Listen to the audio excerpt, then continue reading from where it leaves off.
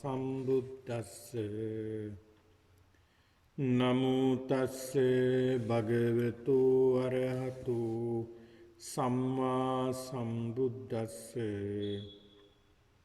නමෝ තස්ස භගවතු අරහතු සම්මා සම්බුද්දස්ස.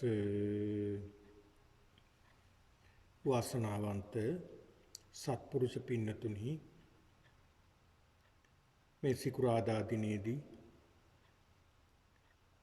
ඔබ සියලු දෙනාම අද මේ මොහොතේ සම්බන්ධ වී සිටින්නේ භාවනා වැඩසටහනක් සමග. බුදුරජාණන් වහන්සේ ලෝකයට පහළ වුණේ පින්නතුනි මේ අනවරාග්‍ර සසරේ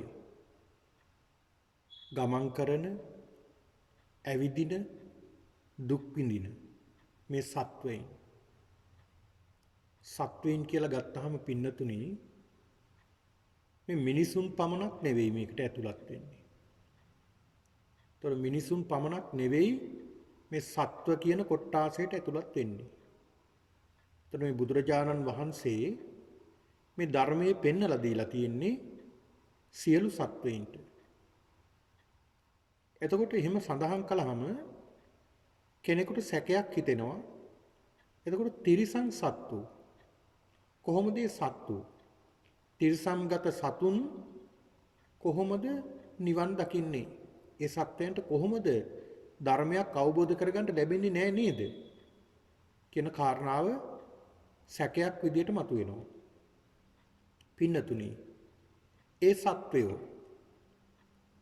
ඒ සත්වයන්ටත් යම් කිසි කුසලයක් මතුවෙලා ඒ භවයෙන් චුත වෙලා මරණයටපත් වෙලා යම් කිසි සුගතියක ඉපදුනොත් ඒ සුගත භූමියකදී ධර්මයේ දියුණු කරගන්නට හැකියාව තියෙනවා.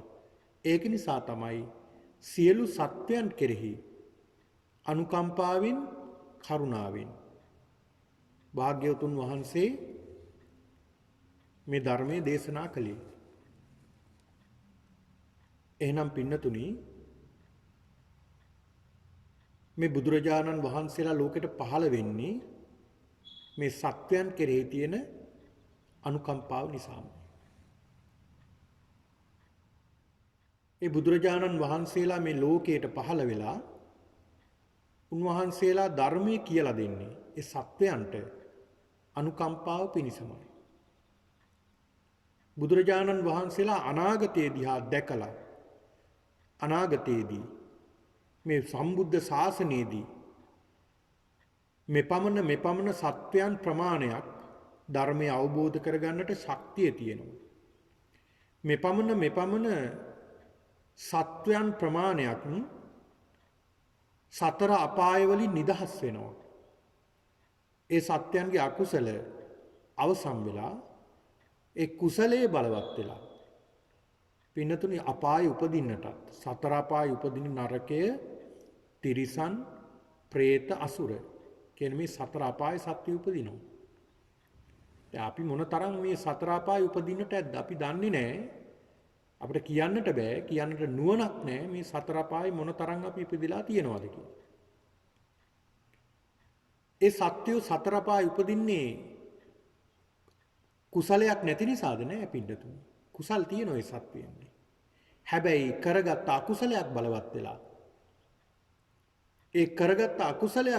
වෙලා ඒ බලවත් වූ අකුසලේ නිසා, අකුසල සිත නිසා ඒ සත්වය සතර අපායටපත් වෙනවා. අන්නේ අකුසල් ගෙවෙන තුරු සතර අපාය දුක් විඳිනවා.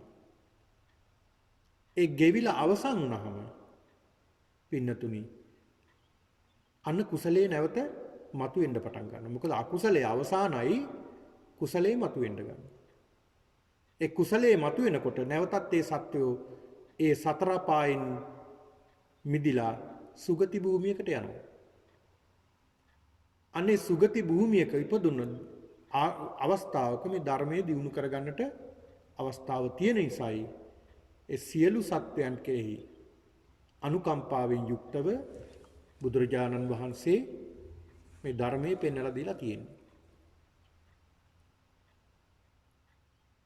එහෙනම් බුදුරජාණන් වහන්සේ මේ උන්වහන්සේගේ සම්මා සම්බෝධියෙන් වසර 45ක්, ඒ කියන්නේ වසර 35 දී තමයි භාග්‍යවතුන් වහන්සේ සම්මා සම්බෝධියටපත් වෙන්නේ. හෙට දවසේදී සිදු කරනු ලබන ඒ සිල් වැඩසටහනේදී මේ වෙසක් පුර 15ක පොහොය දිනේ වැදගත්කම මේ පින්නතුන්ට දැනගන්නට ලැබෙනවා. ඔබ සියලු දෙනා මේ පිළිබඳව ඉතාමත් හොඳින් දන්නවා. උන්වහන්සේ මේ වෙසක් පුර 15ක පොහොය දිනයකදී තමයි උතුම් වූ සම්බෝධිය ළඟා කරගත්තේ. එතෙන් පටන් වසර 45ක් පින්නතුනි. ඒ බුදුරජාණන් වහන්සේ ලෝක අර්ථ චර්යාවේ යෙදුණා. කියන්නේ ධර්මීය දේශනා කළා. ඒ දේශනා කළ ධර්මයේ අපි කියනවා 84000ක් ධර්මස්කන්ධය. අන්න ඒකට කියනවා 84000ක් ස්කන්ධ වශයෙන් 84000යි. ඒ වගේ මේකට කියනවා මේ ධර්මයට නවාංග සත්තු ශාසනය කියලා. සුත්ත ගෙය්‍ය වෙය්‍යාකරණ ගාථා උදාන ඉතිබුත්තක ජාතක අබ්බූත ධම්ම වේදල්ල මේ විදිහට ආකාර 9කටත් වර්ග කරන්න පුළුවන් මේ ධර්මය. ඒ දේශනා කරපු සියලු ධර්මය බුදුරජාණන් වහන්සේ දේශනා කළේ ඒ කුමකටද පින්නතුනි? මෙන්න මේ කාරණාව බුදුරජාණන් වහන්සේ සත්‍යයන්ට අවබෝධ කරලා දෙන්න තමයි මේ ධර්මයේ විස්තරාත්මකව දේශනා කළේ. ඔය සූත්‍ර පිටකේ, අභිධර්ම පිටකේ බුදුරජාණන් වහන්සේ විශේෂයෙන්ම දේශනා කළා තියෙන්නේ විස්තරාත්මකව ධර්මයේ දේශනා කළා තියෙන්නේ මෙන්න මේ කාරණාව තේරුම් ගන්න. මොන කාරණාවද? පින්නතුනි, මේ සත්වයාගේ තිබෙන සත්‍ය ස්වභාවය තේරුම් ගන්නට තමයි බුදුරජාණන් වහන්සේ මේ සියල්ලම දේශනා කරන්නේ. ඒ නානත්ත කාය නානත්ත සංඥා. ඒ සත්‍යයන්ගේ නුවණ විවිධයි. ඒක නිසා තමයි බුදුරජාණන් වහන්සේ විවිධ විදිහට විවිධ උපමාවන් යොදමින් ඒ සත්වයන්ට ඒ අයට ධර්මයේ දේශනා කළේ. එහෙනම් සත්‍යතාවය කුමක්ද? දැන් අපි මේ ලෝකේ පින්නතුනි මුලාවක ඉන්නේ. අපි මේ ලෝකේ මුලාවක ඉන්නේ. කොහොමද මේ මුලාවක් කියලා සඳහන් කරන්නේ? මේ සම්මුති ලෝකේ අපි හදාගෙන තියෙන සම්මුතියක්. ඒ සම්මුතිය හදාගෙන මේ ලෝකේ ජීවත් වෙන්නට ඕන නිසා මේ සම්මුතියෙන් අපි බැඳිලා ඉන්නවා. ඒ සම්මුතියෙන් බැඳිලා ඉන්නවා. හැබැයි සම්මුතිය තුල ප්‍රත්‍යඥව විදිහට ඇලෙනවා. මේ සම්මුතියට ඇලෙනවා. මේක තමයි සත්‍ය. මේක තමයි නිවැරදි දේ. මේක තමයි සත්‍ය කියලා ඇලෙනවා. ඒකට කියනවා පින්නතුනි සංඥා විපල්ලාස. සංඥාවන් වැරදි විදිහට ගන්නවා. අනිත්‍යේ නිත්‍ය සංඥා, දුක්ඛේ සුඛ සංඥා, අනාත්තේ අත්ථ සංඥා. අනිත්‍ය දුක්ඛ අනාත්ම කියන මේ ලක්ෂණත්‍රය නිත්‍ය සුඛ සුභ ආත්ම විදිහට ගන්නවා. ඒ ගැනීම නිසා මේ ලෝකේ අපි ඇලෙනවා. ඒ ඇලීම නිසා මොකද වෙන්නේ? බැඳෙනවා. ඒ බැඳීම නිසා මොකද වෙන්නේ? භවයක් හට ගන්නවා. භවය නිසා නැවතත් ජාති ජරා ව්‍යාධි මරණ මේ චක්‍රයේ පින්නතුනි නැවත හැදෙනවා. පටිච්ච සමුප්පාදයේ බුදුරජාණන් වහන්සේ මනාව පෙන්වලා දීලා තියෙනවා අනුලෝම වශයෙන් කොහොමද මේ සසර ගමන සකස් වෙන්නේ කියන බව ඉතාමත් පැහැදිලිව බුදුරජාණන් වහන්සේ මේ පටිච්ච සමුප්පාදයේදී දේශනා කළා තියෙනවා. ඒ වගේම සම්මාදිට්ඨි සූත්‍රයේදී බුදුරජාණන් වහන්සේ සම්මාදිට්ඨි සූත්‍රයේ දේශනා කරන්නේ බුදුරජාණන් වහන්සේ නෙවෙයි සාරිපුත්ත මහරහතන් වහන්සේ. ඒ සූත්‍ර දේශනාවේදී කොහොමද මේ සසර සකස් වෙන්නේ කියන බව පෙන්වලා දීලා තියෙනවා. එතකොට මේ සසර සකස් වෙන්නේ අපි මේ සම්මුතියක් විදියට වැරදි විදියට අල්ලගත්ත නිසා. එහෙනම් මේ සියල්ලගේම කුමක්ද තියෙන්නේ? පරමාර්ථ ධර්ම පමණයි තියෙන්නේ. අපි සකස් කරගත්ත දෙයක් විතරයි තියෙන්නේ. ඒකනේ සඳහන් කරන්නේ යතාහි අංග සම්භාරෝ කෝයි සද්දෝ රතෝ ඉති. අංග සමූහයක් එකතු වෙලා රතයක් කියලා අපි හදා ගන්නවා. ඒ වගේම තමයි මේ ස්කන්ධ පහක් එකතු කරගෙන අපි සත්‍යයක් හදා ගන්නවා. එතකොට මේ සත්‍යයක් කියන සම්මුතියක් අපි හදා ගන්නවා. ඒ සම්මුතියට අපි නාමයක් දා ගන්නවා. සම්මුති නාමය අහවල් කෙනා කියලා නමින්, ගෝත්‍රයෙන්, වාසගමින්, හැඩහුරුකමින් අපි අඳුර ගන්නවා. ඒ සම්මුතියෙන් මේ අහවල් කෙනා කියලා අපි අඳුර ගන්නවා. එතකොට මේ සත්‍යයගේ තියෙන්නේ කුමක්ද? පරමාර්ථ ධර්ම පමණයි තියෙන්නේ. ඒ සත්‍යය බෙදලා බැලුවොත් ඒ සත්‍යයගේ අපි හදාගත්ත සම්මුතියක් විතර නැහැ. ඒ බව මේ පින්නතුන්ට තේරුම් ගන්නට පුළුවන් ඇති. ඉතාමත් හොඳට තේරුම් ගන්නට පුළුවන් මේ පිළිබඳව. එතකොට මේ සත්‍යයගේ මේ සියලු ලෝකයේ සියලු දේ හට අරගෙන තියෙන්නේ කුමකින්ද? මෙන්න මේ පරමාර්ථ ධර්ම හතරක් නිසා. ඒ හතර වටා තවත් ධර්මතා ගණනාවක්, සත්‍යතා ගණනාවක් බැඳිලා තියෙනවා. ප්‍රධාන වශයෙන් පඨවි, ආපෝ, තේජෝ, වායෝ කියන මේ භෞතික භූත රූප කියලා මේකට කියන්නේ. මහා භූත රූප, මහා භූත කියලා කියන භූතයික භෞතික හැදිලා තියෙන්නේ එහෙමයි. භූතයික භෞතික, භෞතිකව සකස් වෙලා තියෙන පදාර්ථ හතරක් තමයි මේ සියල්ලගෙම තියෙන්නේ. එතකොට මේ හතරම එකට තමයි උපදින්නේ. මේ හතරම එකටමයි නැති වෙන්නේ. පඨවි, ආපෝ, තේජෝ, වායෝ කියන මේ සියල්ලම මේකට කියනවා අපි රූප කලාප. ඒ පඨවි, ආපෝ, තේජෝ, වායෝ කියන මේ සතර මහා භූතයන් සකස් වෙලා තියෙන අපි කියමුකෝ මේක අපිට තේරුම් ගන්න පුළුවන් විදිහට මේ පරමාණුව කියලා. ඒ පරමාණුව කියලා තේරුම් ගන්නට අපි සඳහන් කරනවා. නමුත් පරමාණුවෙත් මේ පඨවි, ආපෝ, තේජෝ, වායෝ මේ රූප කලාප ලක්ෂ ගණනක් තියෙනවා පරමාණුවේ. ඒ පරමාණුවත් නෙමේ කුඩා මංසුව රූප කලාපය. ඒ රූප කලාපයක පින්නතුනි මේ භෞතික රූප හතරෙන් තමයි සකස් වෙලා තියෙන්නේ රූප කලාපය. ඒ බඳු රූප කලාප ගොඩක් එකතු වුණාම රූප පිඬුවක් කියලා කියනවා. රූප පිණ්ඩයක්. ඒ රූප පිණ්ඩය තමයි ඔබට මේ දිස් වෙන්නේ, මට ඔය ඇත්තම දිස් වෙන්නේ. අපි ඇහැ ඇරලා බලපුවාම අපිට පේන්නේ මේ රූප පිණ්ඩයන් පේන්නේ. රූප පිණ්ඩයන් අපිට පේන්නේ. දැන් මේ ඇහැ පේනවා, කන පේනවා, නාසය පේනවා, දිව පේනවා, කෙස් පේනවා, ඊළඟට මේ හම පේනවා. අපේ ඇඳුම් ආදිය පේනවා. මේ අපේ නිවෙස්වල තියෙන බඩු බහඬ පේනවා. එතකොට මේ සියල්ලම මේ පරමාර්ථ ධර්මයන්ගෙන් සකස් වෙලා තියෙන්නේ. කුඩා අංශු වලින් සකස් වෙලා තියෙන්නේ. ඒක තමයි සත්‍යය. මෙන්න මේ කාරණාව පැහැදිලි කරලා දෙන්න තමයි බුදුරජාණන් වහන්සේ මේ 84000ක් ධර්ම ස්කන්ධය පෙන්වලා දුන්නේ. මේ 84000ක් ධර්ම ස්කන්ධය පෙන්වලා දුන්නේ මෙන්න මේ කාරණාව බුදුරජාණන් වහන්සේ පෙන්වලා දෙන්නට, අවබෝධ කරවන්නට. එතකොට පින්නතුනි මේ පඨවි කියන කාරණාව, පඨවි කියන්නේ තද ගතිය. ඔබ සියලු දෙනාම දන්නවා පඨවි කියන්නේ තද ගතිය. එතකොට අපේ ශරීරයේ පඨවි ගතියක් තියෙනවා. ඒ අල්ලපුවාම අපිට තේරෙනවා මේ පඨවි ගතිය. ඊළඟට ආපෝ කියන්නේ වැగిරෙන ගතිය. ඒ වැగిරෙන ගතිය අපිට තේරෙන්නේ නැහැ. වැగిරෙන ගතිය අපිට තේරෙන්නේ නැහැ. ඒක අපි හිතින් දැනගන්නවා පමණයි. හිතින් දැනගන්නවා මේ වැగిරෙන ස්වභාවය. දැන් අපි හිතමුකෝ උදාහරණයක් විදිහට අනිත් කාරණාවත් පැහැදිලි කළා මම මේ කාරණාව පැහැදිලි කරන්නම්. ඊළඟට තේජෝ කියන්නේ ශීත සහ උණුසුම. වායෝ කියන්නේ හමා යන ස්වરૂපය. එතකොට මේ අපි හිතමුකෝ ආපෝ ස්වභාවය තියෙන්නේ ජලයේනේ. එතකොට ජලය ටිකක් අපි අල්ලනවා, ස්පර්ශ කරනවා. මේ ජලය අල්ලනකොට මේ ආපෝ ස්වභාවය අපිට දැනෙන්නේ නැහැ. ආපෝ ස්වභාවය නෙමෙයි. ජලයේ සිසිල් ස්වභාවයක් තිබුණා නම් ඒ ජලයේ සිසිල් ස්වභාවය දැන් ජලයේ තියෙනවා තේජෝ ධාතුව. මේ තේජෝ ධාතුව තමයි අපිට දැනෙන්නේ.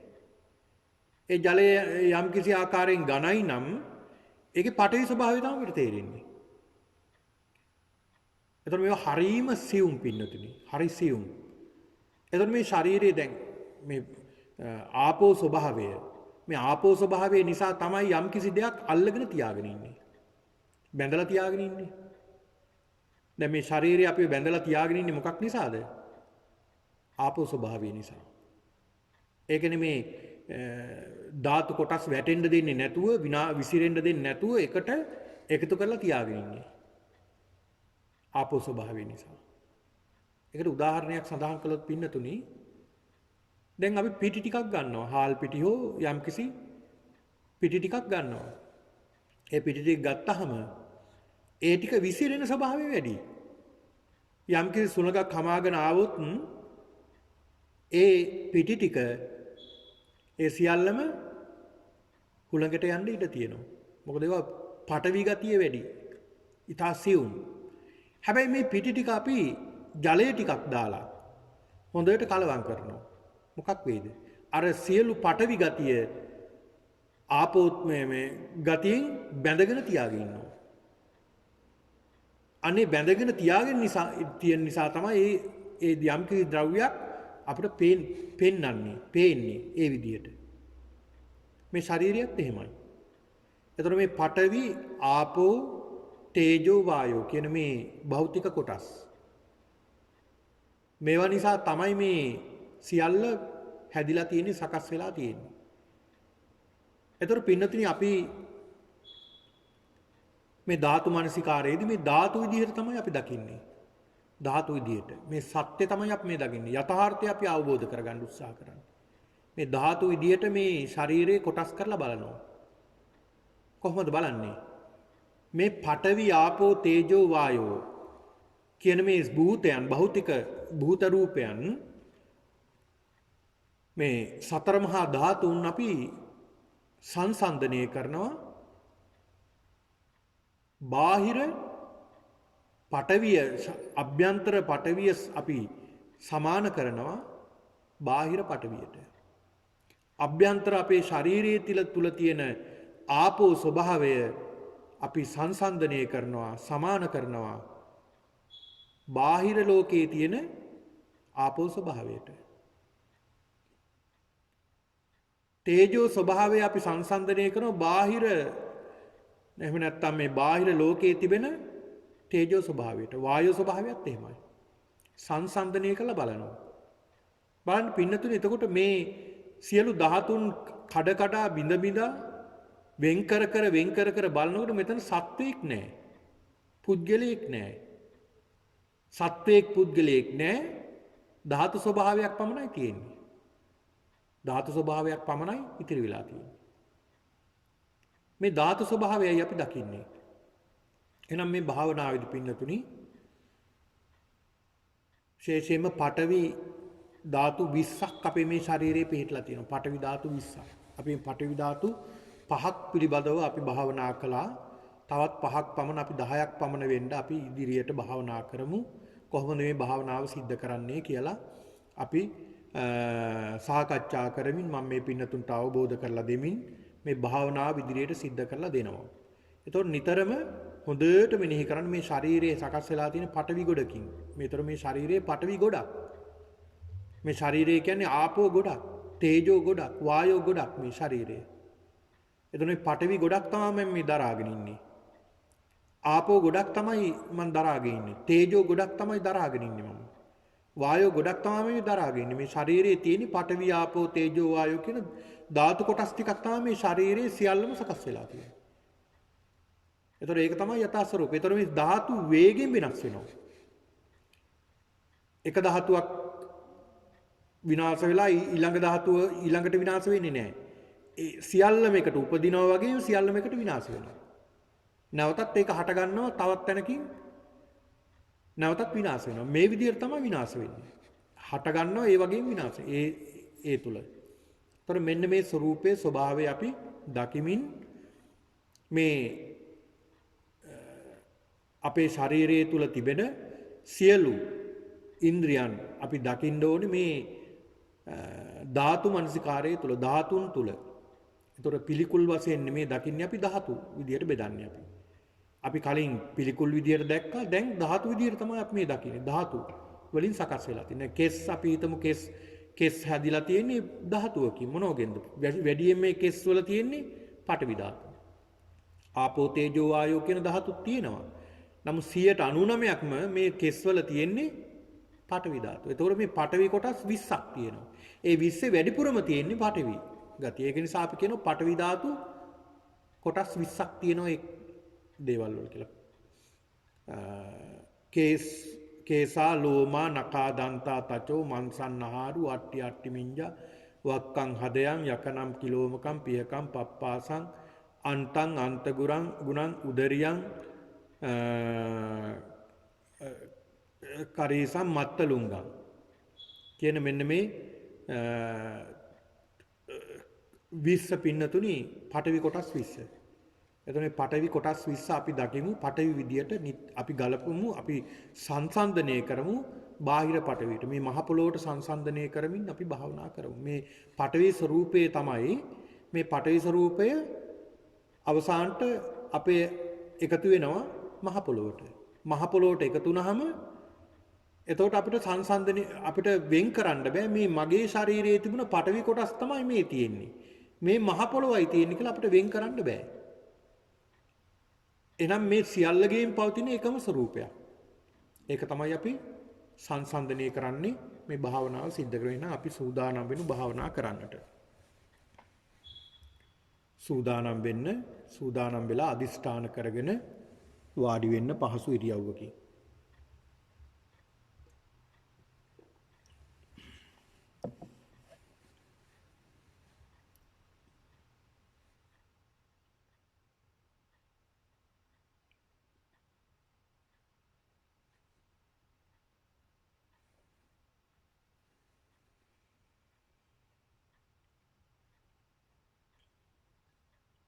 මම මේ සඳහන් කරන විදියට ඔබත් හොඳට මේ හිත එක්තැන් කරගෙන තමන්ගේ නිකේස්ලොම් ආදියෙක් මම සඳහන් කරන විදියට හොඳට සිහිය නුවණ පවත්වගෙන බලන්න. මෙනෙහි කරන්න.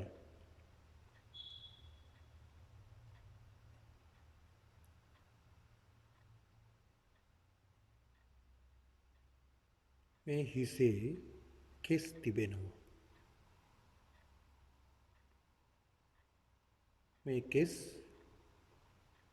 පඨවි ධාතුවකින් යුක්තයි.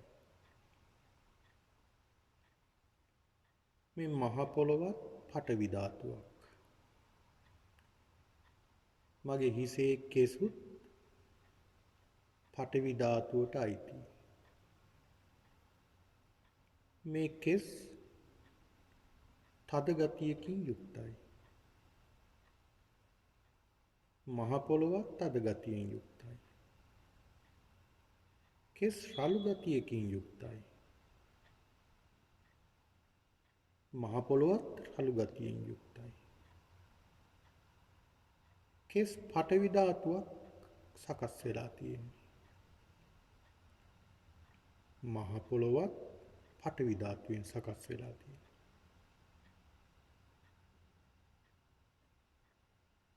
මේ හිසේ කෙස් පඨවි ස්වභාවයෙන් යුක්තයි. මහ පොළොවත් පඨවි ධාතුවෙන් යුක්තයි.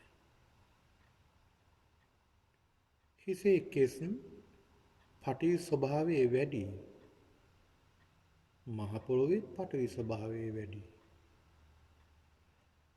මගේ හිසේ තියෙන මේ කෙස් කැඩෙනවා. බිඳෙනවා. කුඩු බවට පත් වෙනවා. දිරනවා. දිරාපත් වෙලා කුඩු බවට පත් වෙලා මහ පොළොවට එකතු වෙනවා. මහ පොළොවට පස් බවට පත් වෙනවා. පඨවි ධාතුවට එකතු වෙනවා. මේ හිසේ කෙස් පඨවි ධාතුවට එකතු වුණාම මේ මහ පොළොව මේ හිසේ තිබුණ කෙස් කියලා වෙන් කරන්න බෑ.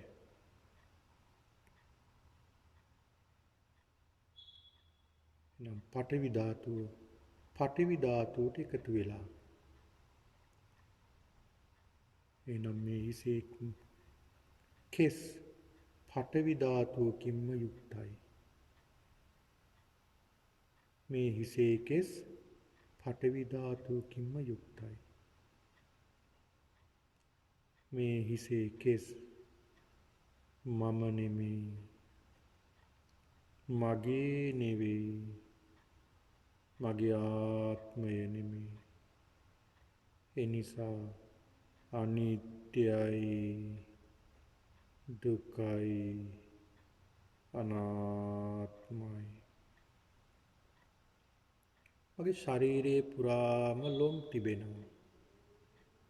මේ ශරීරයේ තියෙන ලෝම තද ගතියකින් යුක්තයි. මහ පොළොවත් තද ගතියෙන් යුක්තයි. ශරීරයේ තියෙන ලොම් රළු ගතියකින් යුක්තයි. මහ පොළොවත් රළු ගතියකින් යුක්තයි. මේ ශරීරයේ තියෙන ලොම්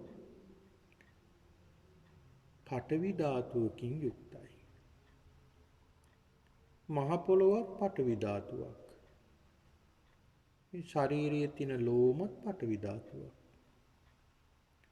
මේ ශරීරයේ තියෙන ලෝම පඨවි ස්වභාවයකින්ම යුක්තයි. මහ පොළොවත් පඨවි ධාතුවකින් යුක්තයි. ශරීරයේ තියෙන ලෝම පඨවි ස්වභාවය වැඩි. මහ පොළොවේ පඨවි ස්වභාවය වැඩි. ශරීරයේ තියෙන ලෝම දිරනවා, කැඩෙනවා, බිඳෙනවා, කුඩු බවට පත් වෙනවා.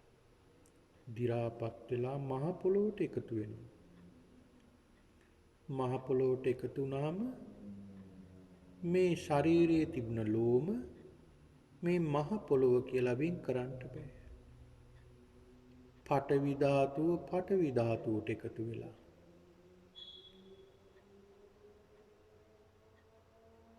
පඨවි ධාතුව පඨවි ධාතුවට එක් වෙලා.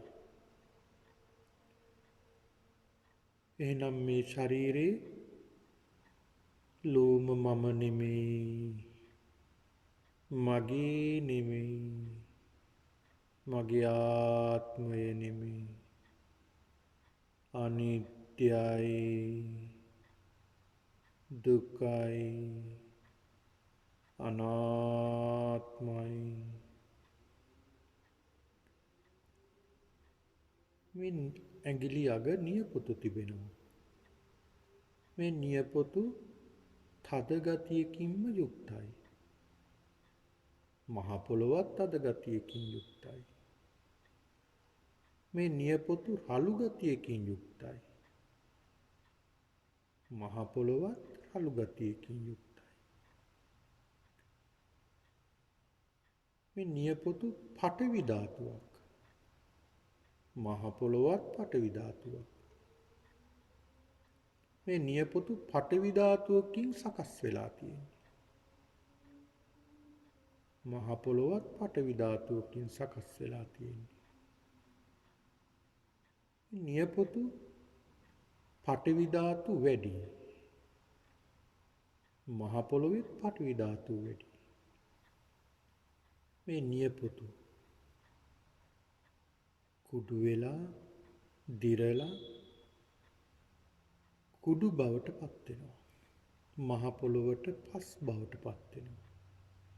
මහ පොළොවට එකතු වෙනවා. මේ මහ පොළොවට එකතු වුණාම මේ මහ පොළොව මේ මගේ තිබුණ නියපොතු කියලා වෙන් කරන්න බෑ. පඨවි ධාතුව පඨවි ධාතුවට එකතු වෙලා. එහෙනම් මේ නියපොතු මම නෙමෙයි, මගේ නෙමෙයි, මගේ ආත්මය නෙමෙයි. අනිත්‍යයි, දුකයි, අනාත්මයි. මගේ කටේ දත් තිබෙනවා. මේ දත් තද ගතියකින්ම යුක්තයි. මහ පොළොවත් තද ගතියකින් යුක්තයි. මේ දත් රළු ගතියකින් යුක්තයි. මහ පොළොවත් රළු ගතියකින් යුක්තයි.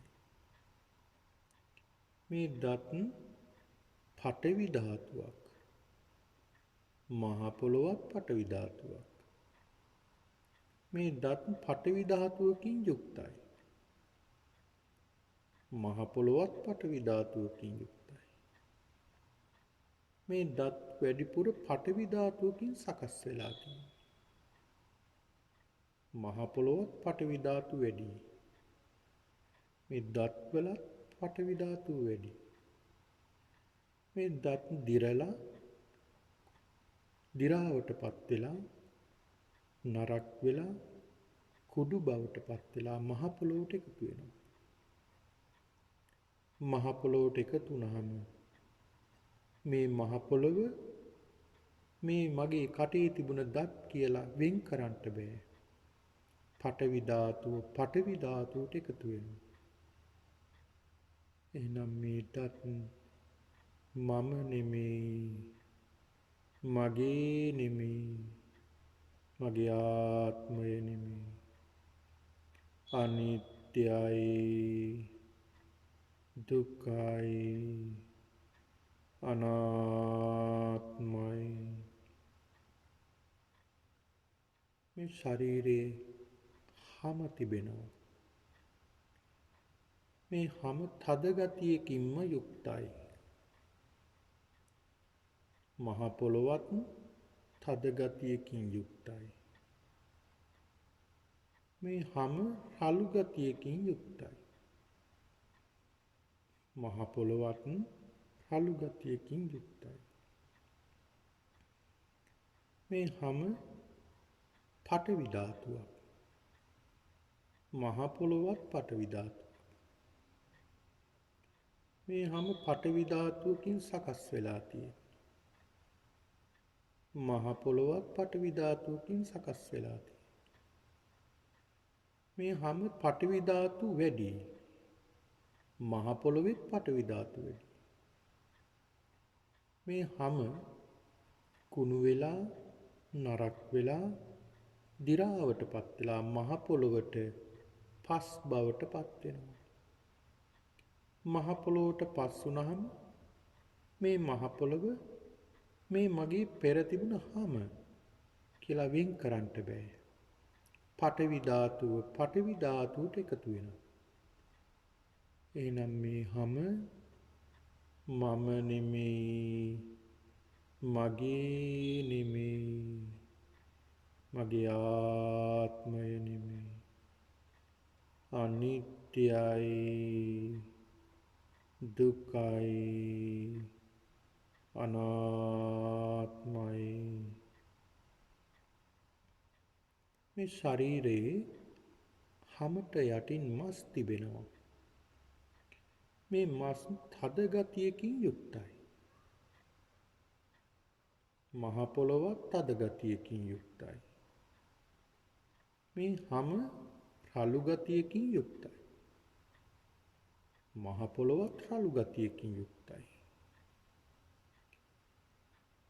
මේ මස් පඨවි ධාතුවෙන් සකස් වෙලා තියෙනවා. මහ පොළොවත් පඨවි ධාතුවෙන් සකස් වෙලා තියෙනවා. මේ මස් පඨවි ධාතු වැඩි. මහ පොළොවේත් පඨවි ධාතුව වැඩි.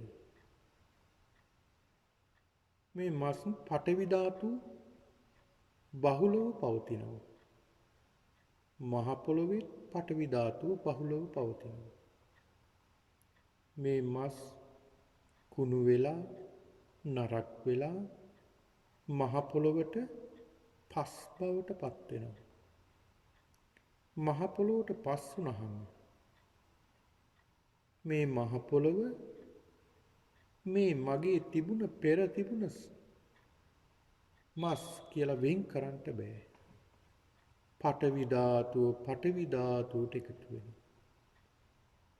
එනම් මේ ශරීරයේ තිබෙන මස් මම නෙමෙයි, මගේ නෙමෙයි, මගේ ආත්මය නෙමෙයි.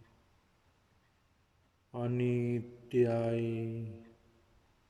දුකයි, අනාත්මයි.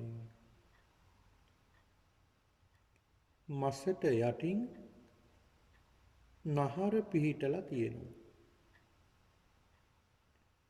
මේ ශරීරයේ පුරාම පිහිටලා තිබෙන නහර තද ගතියකින් යුක්තයි. මහ පොළොවත් තද ගතියකින් යුක්තයි. මේ නහර රළු ගතියකින් යුක්තයි. මහ පොළොවත් රළු ගතියකින් යුක්තයි.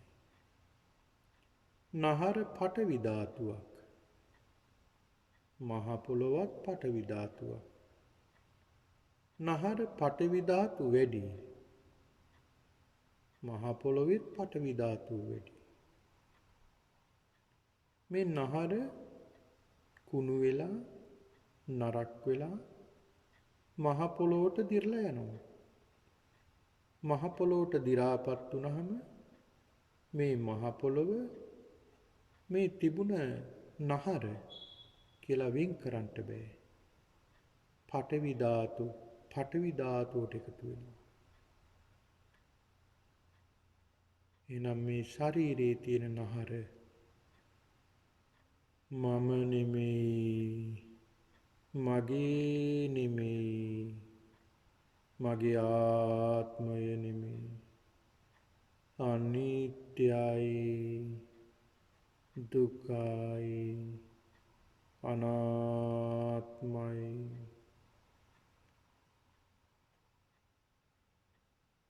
නහරවලට යටින්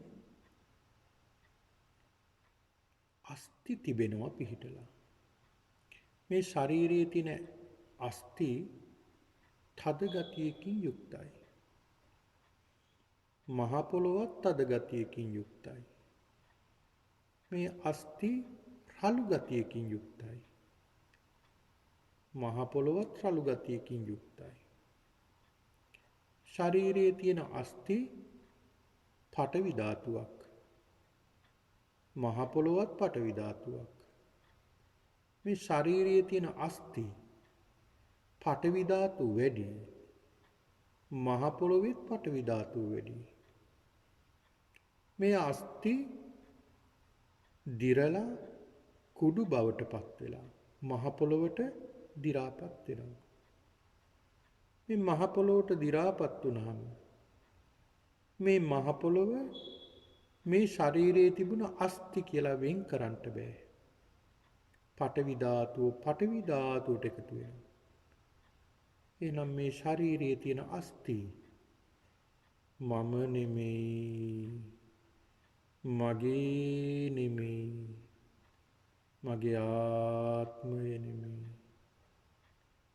අනිත්‍යයි, දුකයි, අනාත්මයි.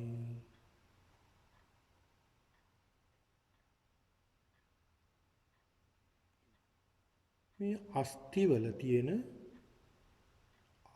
ඇට මිදුළු පිහිටලා තිබෙනවා. මේ ශරීරයේ අස්ථි කොටස් අභ්‍යන්තරයේ පිහිටලා තියෙන ඇට මිදුළු තද ගතියකින් යුක්තයි. මහ පොළොවත් තද ගතියකින් යුක්තයි. ඇට මිදුළු රළු ගතියකින් යුක්තයි. මහ පොළොවත් රළු ගතියකින් යුක්තයි. ඇට මිදුළු පඨවි ධාතුවක්. මහ පොළොවත් පඨවි ධාතුවක්. ඇට මිදුළු පඨවි ධාතු වැඩි. මහ පොළොවේත් පඨවි ධාතු වැඩි. මේ ඇට මිදුළු දිරලා නරක් වෙලා මහ පොළොවට එකතු වෙනවා. මහ පොළොවට එකතු වුනහම මේ මහ පොළොව මේ ශරීරයේ තිබුණ ඇට මිදුළු කියලා වෙන් කරන්න බෑ. පඨවි ධාතුවට එකතු වෙනවා. එහෙනම් මේ ශරීරයේ තියෙන ඇට මිදුළු මම නෙමෙයි, මගේ නෙමෙයි, මගේ ආත්මය නෙමෙයි, අනිත්‍යයි, දුකයි, අනාත්මයි.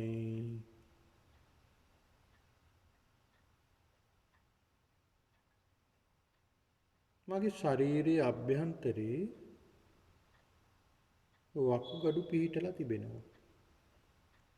මේ වකුගඩු තද ගතියකින් යුක්තයි. මහ පොළොවත් තද ගතියකින් යුක්තයි. මේ වකුගඩු රළු ගතියකින් යුක්තයි. මහ පොළොවත් රළු ගතියෙන් යුක්තයි. මේ වකුගඩු පඨවි ධාතුවක්. මහ පොළොවත් පඨවි ධාතුවක්. වකුගඩු වල වැඩිපුරම පඨවි ධාතුව පිහිටලා තිබෙන්නේ. මහ පොළොවේ පඨවි ධාතුවමයි පිහිටලා තිබෙන්නේ.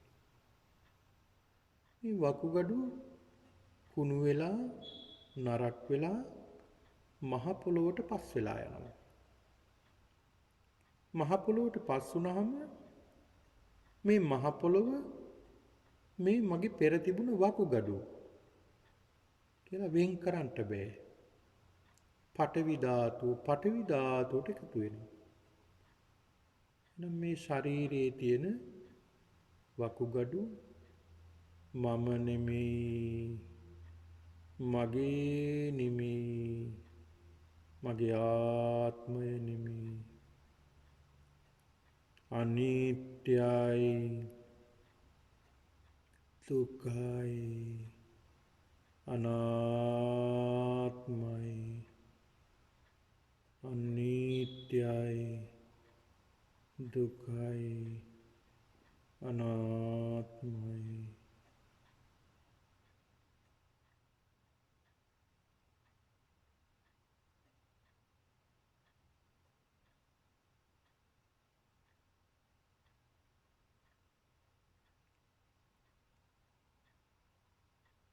මේ ශරීරයේම සකස් වෙලා තියෙන්නේ පඨවි ධාතුවක් නිසා. මේ ධාතු නිසා තමයි මේ ශරීරය සකස් වෙලා තියෙන්නේ.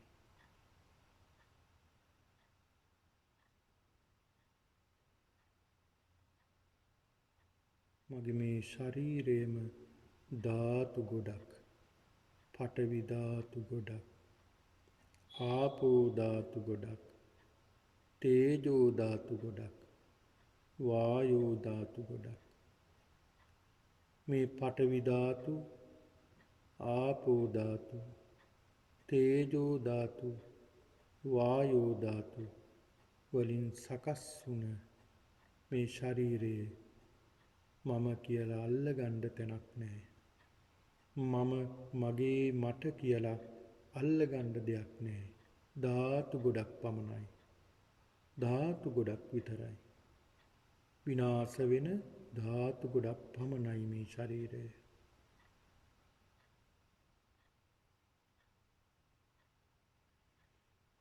හොඳයි, අපි භාවනාව අවසන් කරමු.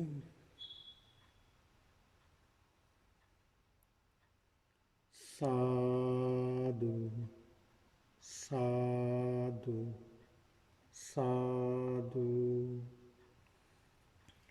හොඳයි පින්නතුනි, අපි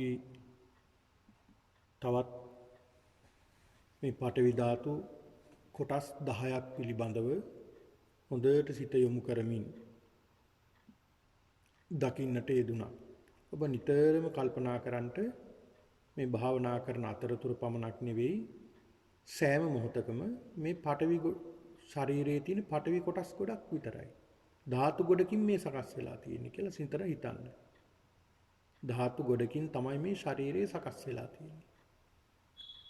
ඔබ කෙනෙකුට බනිනවා නම්, කෙනෙක් ඔබට බනිනවා නම්, දොස් කියනවා නම්, එතන මොකද්ද සිද්ධ වෙලා තියෙන්නේ? එතන වෛරයක් ක්‍රෝධයක් ඇති කරගන්න කාරණාවක් නැහැ. ධාතු ගොඩක වෙනසක් වෙලා තියෙනවා. ධාතු ගොඩකට දොස් කිව්වා කියලා හිතන්න ඕනේ. ඒතර මේ ශරීරයේ තුල ධාතු ගොඩක් තියෙනවා. ධාතු ගොඩක් තියෙන බුදුරජාණන් වහන්සේ ඒකයි සඳහන් කළේ එක කාන්තාවක් යනකොට කාන්තාවක් ගියාද කියලා සඳහන් කරන්නේ මම කාන්තාවක් නම් දැක්කේ නෑ ඇට සැකිල්ලක් නම් ගියා කියලා බුදුහාමුදුරුවෝ සඳහන් කළේ ඒකයි. ඒතර උන්වහන්සේ දකින්නේ මේ විදිහට. ධාතු ගොඩක් විදිහට තමයි දකින්නේ. ඒතර සියල්ලම ධාතු ගොඩක්. ධාතු වලින් සකස් වෙලා තියෙන්නේ. ඒ ධාතු වලින් සකස් වෙලා තියෙන ඒ දේවල් අපි අඳුර ගන්නට ඕනේ මේ අහවල් දේ මේ අපි සම්මුති නාමයන් යොදාගෙන තමයි කතා කරන්නේ. ඒතර මේ සම්මුතිය තුල තියෙන පරමාර්ථයක්. මේ ලෝකේ අපිට ජීවත් වෙන්නට ඕනේ ඒක නිසා අපි සම්මුතියෙන් අපි ජීවත් වෙනවා. හැබැයි අපි අවබෝධ කරගන්න ඕනේ සම්මුතිය තුල තියෙන පරමාර්ථයක්ම පමණයි. ඒ සම්මුතියත් අසත්‍යයක්, සත්‍යයක් නෙවෙයි. తాවකාලික දෙයක්. ඒ තුල තියෙන පරමාර්ථයක් කියන බව අපි තේරුම් ගන්නට ඕනේ. හොඳයි පින්නතුනි අපිට අද භාවනාවට ලැබී තිබෙන කාලය අවසන් වෙනවා. ඒක නිසා පින්නතුනි විශේෂයෙන්ම සිහිපත් කරන්නට ඕන. හෙට දිනේදී වෙසක් පුර 15ක පොහොය දිනේ සිහිපත් කරගෙන හෙට සිල් සමාදන් වෙනවා. ඒ සිල් සමාදාන වැඩසටහනට ඔබට සම්බන්ධ වෙන්නට පුළුවන්. උදෑසන 8 සිට හවස 4 වනතුරු ඔබට මේ වැඩසටහන් සිද්ධ කරනවා. ඒක නිසා ඒ සඳහාත් මේ පින්නතුන් සිහිපත් කරනවා, පතක් කරනවා. හොඳයි මේ මොහොතේ මේ පින්නතුන් සිද්ධ කරගත්ත මේ උතුම් වූ කුසලානුභාවය ඔබ නමින් ජන්මාන්තරගත වන්ට යෙදුන සියලු ඥාතීන්ට අනුමෝදන් කරමු. අනුමෝදන් වේවා සියලු ඥාතීන්. දුකින් අත මිදී උතුම් නිවනින් සැනසෙත්වා. ඒ වගේම දෙවියන්ටත් මේ පින් අනුමෝදන් වීමෙන් දෙවියොත් පතන බෝධියකින් උතුම් නිවනින් සැනසෙත්වා. ඒ වගේම ඔබ සියලු දෙනාටත් මේ උතුම් කුසලානුභාවයේ ආශිර්වාදයක් වීමෙන් සියලු දෙනාට උතුම් චතුරාර්ය සත්‍ය වහවහ අවබෝධ වේවා කියලා සාදු කියලා ප්‍රාර්ථනා කරගන්න. ආකාසට්ටා ච බුම්මට්ටා දේවා නාග මහිද්దికා පුඤ්ඤන්තං අනුමෝදිත්වා චිරං රක්ඛන්තු ශාසනං. ආකාසට්ටා ච බුම්මට්ටා දේවා නාග මහිද්దికා පුඤ්ඤන්තං අනුමෝදිත්වා චිරං රක්ඛන්තු දේශනං. ආකාසට්ටා ච බුම්මට්ටා දේවා නාග මහිද්దికා පුඤ්ඤන්තං අනුමෝදිත්වා චිරං රක්ඛන්තු මම් පරන්ති. අභිවාදන සීලිස්ස නිච්ඡං වද්දාපචායිනෝ චත්තාරෝ ධම්මා වඩ්ඩන්ති ආයුවන්නෝ සුඛං බලං ආයුරාරෝග්‍ය සම්පatti සග්ග සම්පatti මේවච අතෝ නිබ්බාන සම්පatti ඉමිනාතේ සමිජ්ජතු. සියලු දෙනාට සම්මා සම්බුදු සරණයි.